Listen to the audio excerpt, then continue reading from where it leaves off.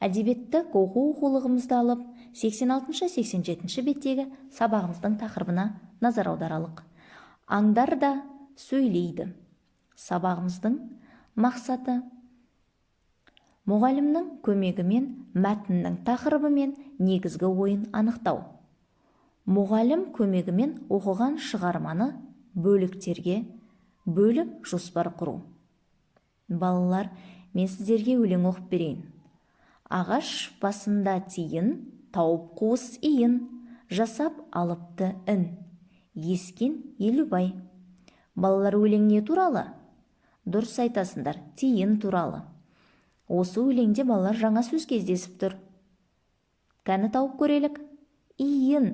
Дұрыс, балалар, иін ағаштың, бұтақтың иілген жері. Балалар, өлең тиын туралы. Ал сіздерге енді жұмбақ жасырайын. Аңның аты, жүрген жері күлкі.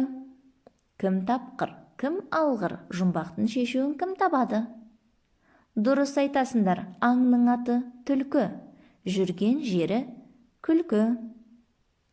Ал балалар, енді өлеңде тиын, жұмбақ түлкі туралы.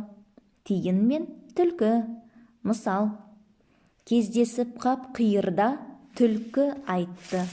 Тиын-ау, 99 айлам бар, сенің жайын қиын-ау. Тиын айтты. Жайды аңғар, жалғыз ғана айлам бар, сен сияқты тым ерке емеспін мен тайраңдар. Олар сөйтіп тұрғанда қасқыр жетті бұл маңға. Тиын талға өрмелеп, түлкі қалды тырбаңдап. 99 айлалы түлкі бірден жайрады. Бір айласы тиынның болып шықты пайдалы. Мысалдың авторы кім, балалар? Абдрахман Асылбеков. Мысал да, балалар, түлкі мен тиын туралы. Ал автор Абдрахман Асылбеков 1 мамыр 1938 жылы Жамбыл облысында Талас ауданында Үшарал ауылында дүниеге келген. Балалар, ақын алғашында ұстаздық қызмет атқарған. Балалар жазушысы, ақын композитор. Мысал дегеніміз не? Мысал дегеніміз шығарманың ішіндегі ең қысқа түрі. Көбіне аң, хайуанат, жәндік туралы жазылады. Сол арқылы адам бойындағы мін, кемшілік әзілге айналдырып сықақпен сыналады. Мысалда түйінді ой болады. Түйінді ой дегеніміз мысалдың соңында ақынның айтар өсиеті.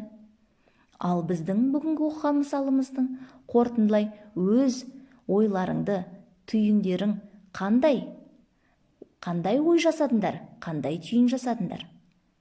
Не туралы болды? Нені сынадық? Ал ойланып көрелік. Дұрыс, балалар, түлкі туралы. Назарларыңызға рахмет. Келесі сабақта кездескенше.